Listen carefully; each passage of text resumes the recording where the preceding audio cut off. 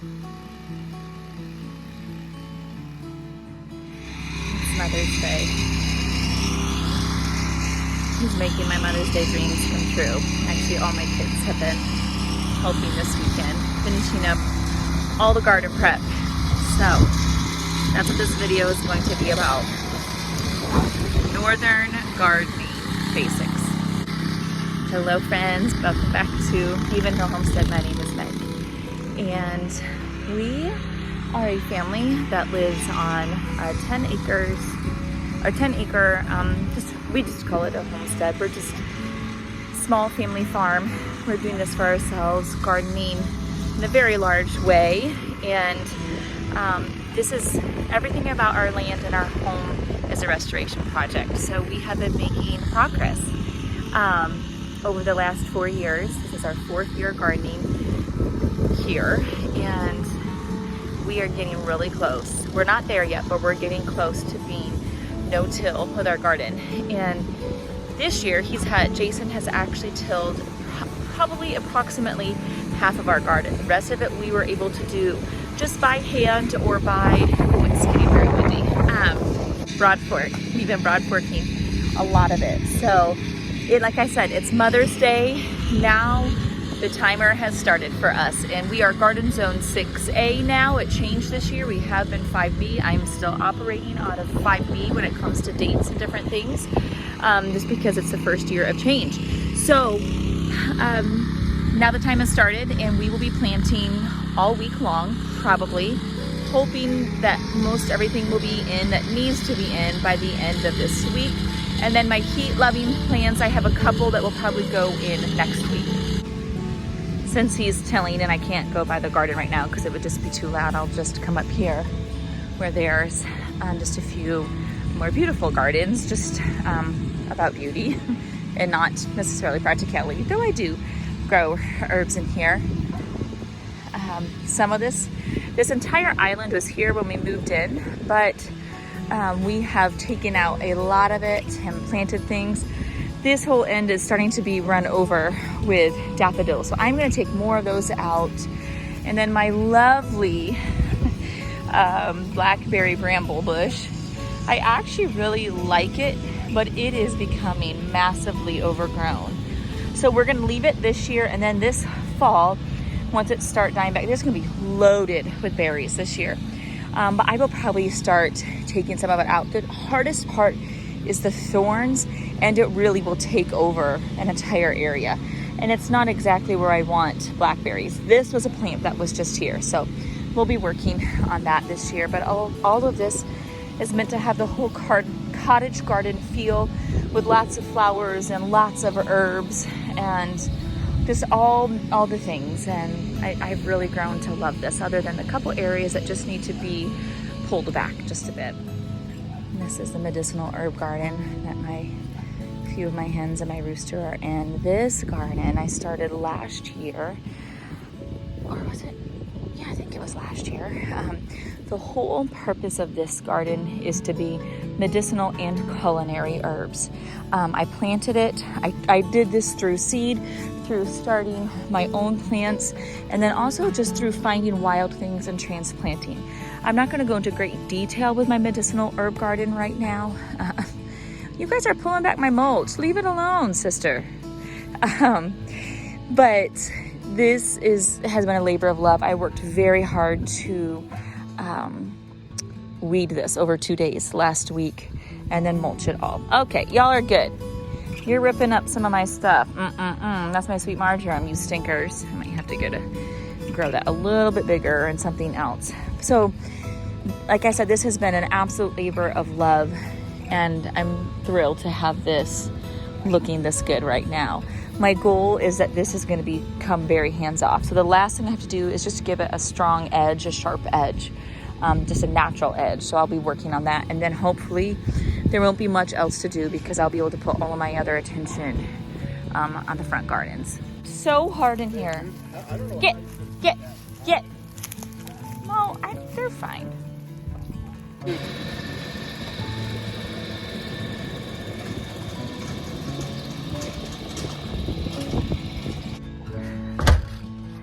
I just had a total brain lapse and I realized I had not watered all my plant stars today. You guys, we got going to just things outside and I'm like, oh my word, but everything's good. But if I wouldn't have, and it was much hotter, I would have lost some tomatoes for sure. So as we're heading out to the big gardens, this is set up more like a market garden in rows, large scale, in the ground, not raised beds.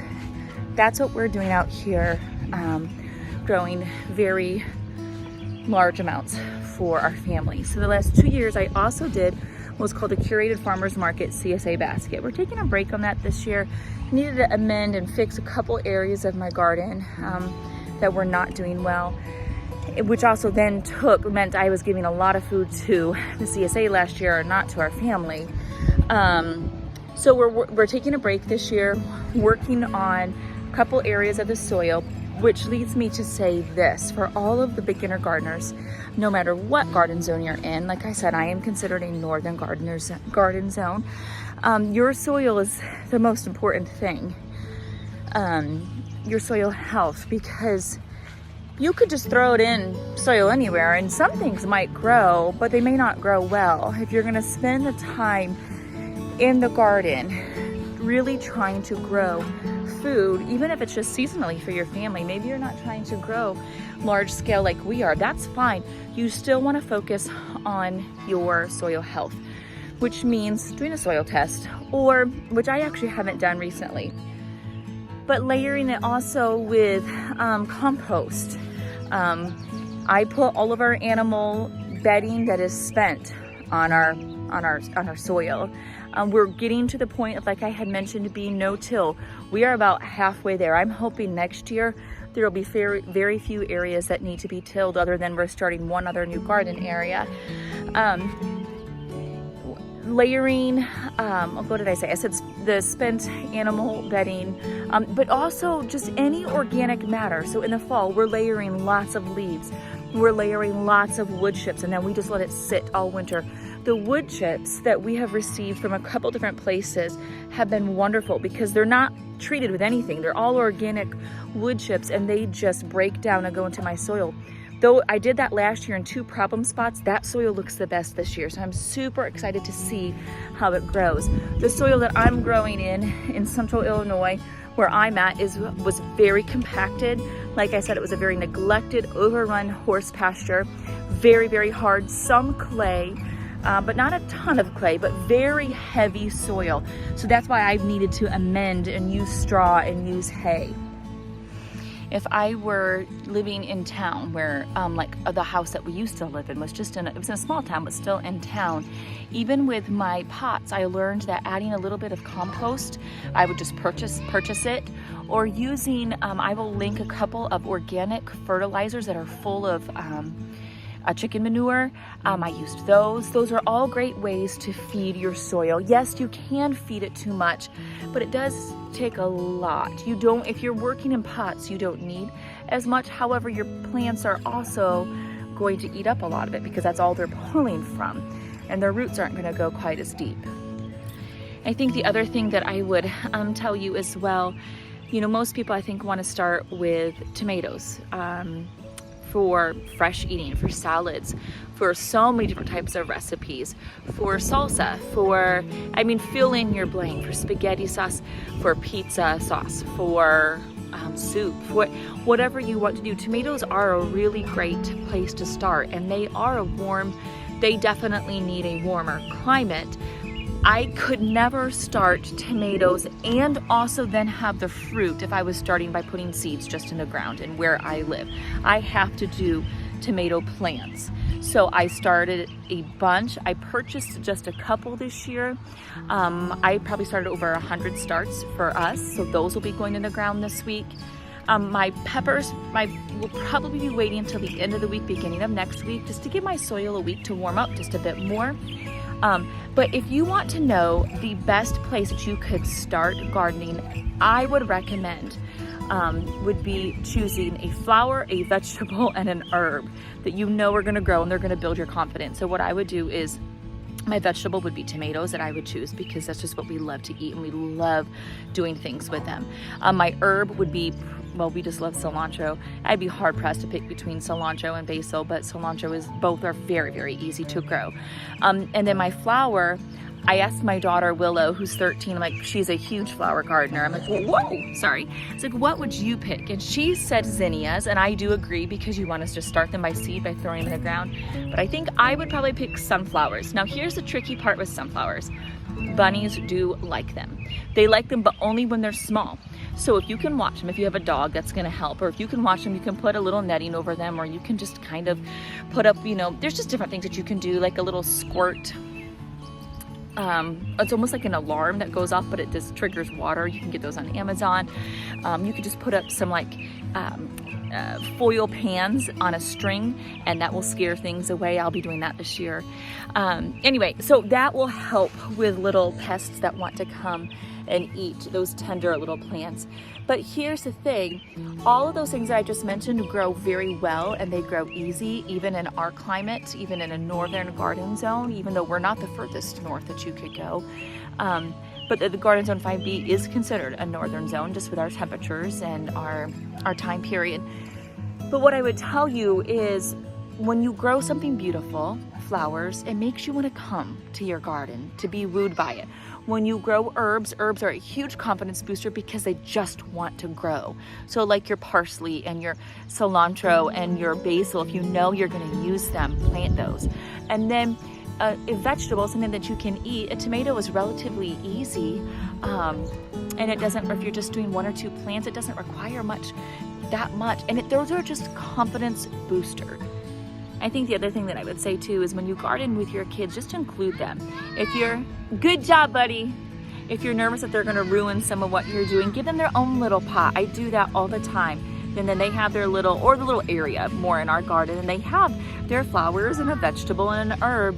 That's what I'm doing. I actually run a farm school here on our property, and that's what we're doing with them as well. They're gonna be doing 2 vegetables, 2 herbs, and a flower.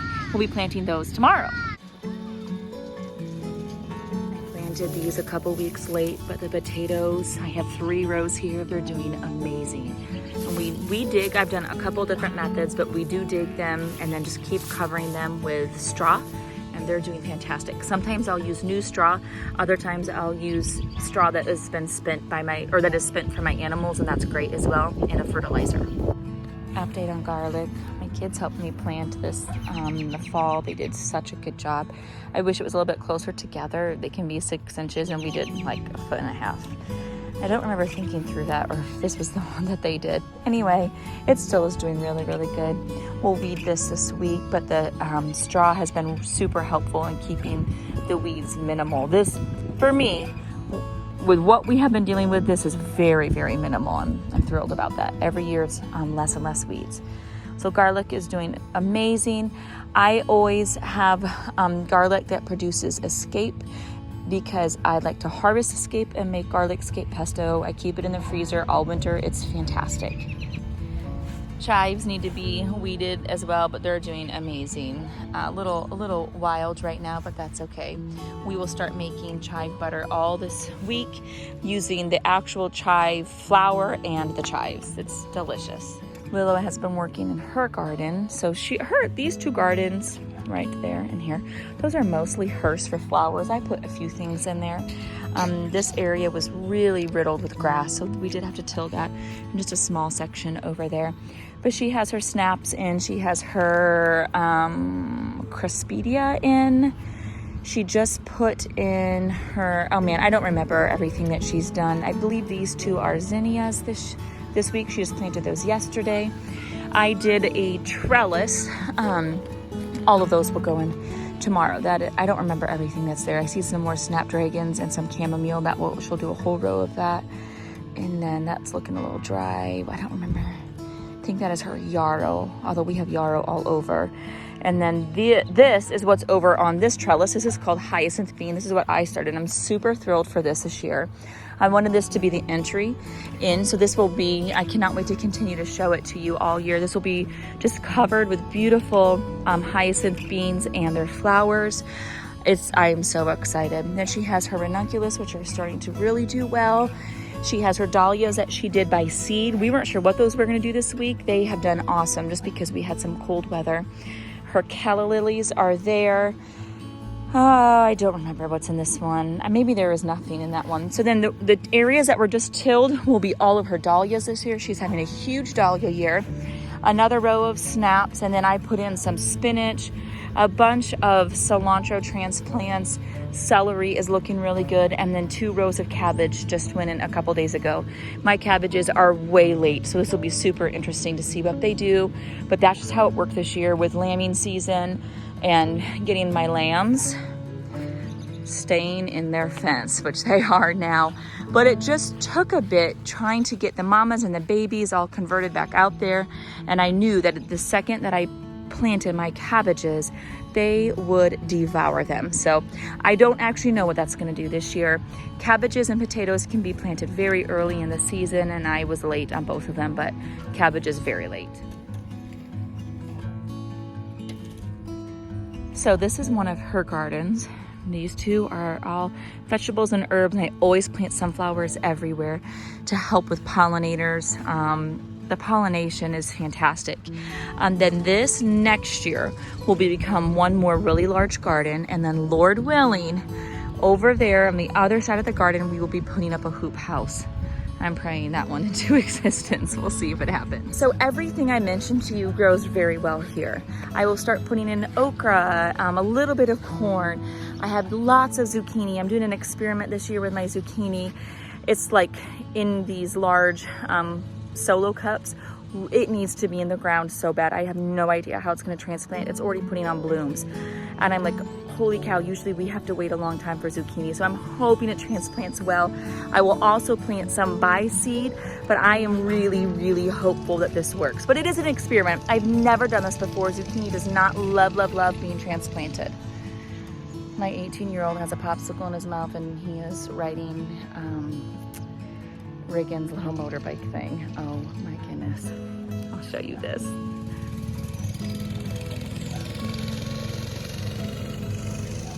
Oh, I'm just dying. This little motorbike was a gift to Reagan's, and my big guys love this thing too. I highly recommend them.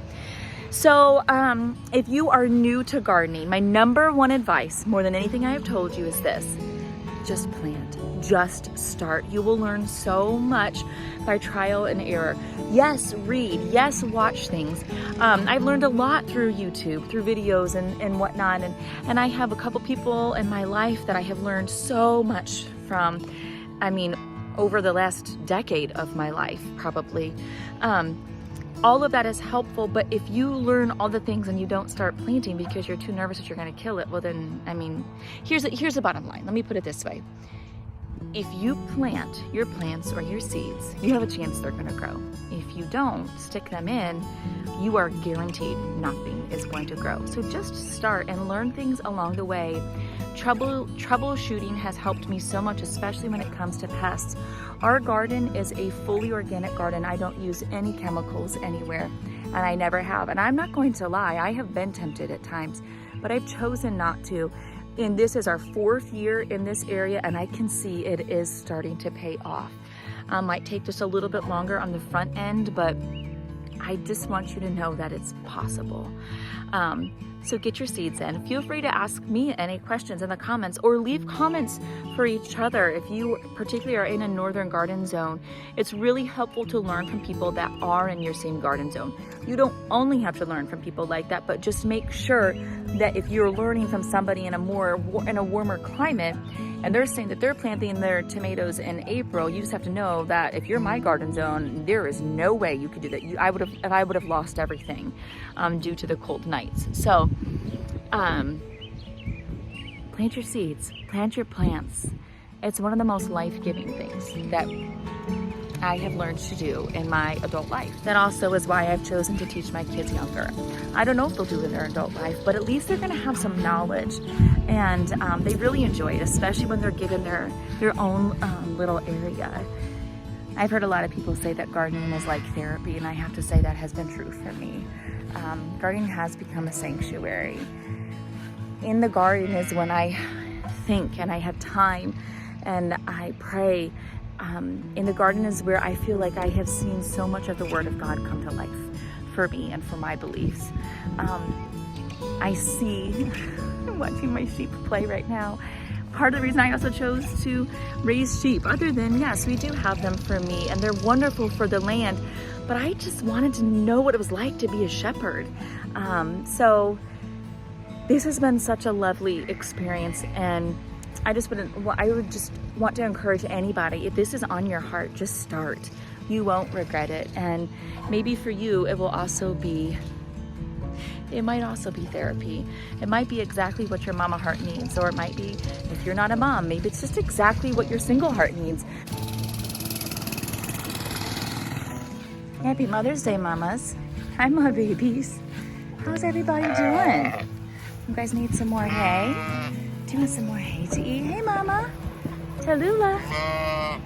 Hello, everyone. Everybody's getting big. Hi, Tallulah. Hi, girl. Hey, girl. Hi. Hi.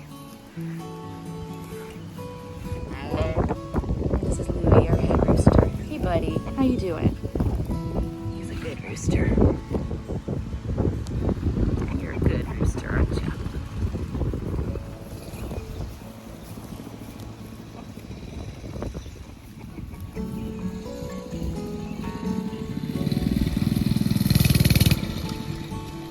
I think you're scaring my sheep. Probably. What is your favorite part of gardening? Probably weeding. Really? That's amazing. What is your favorite thing to grow? Straw flowers. Straw flowers. Oh, I love straw flowers. Yes. Flowers that like stay layer up on leaves. Yeah. Straw flowers? Or zinnias? Zinnias, yeah. Yeah. They both do, but in a unique way.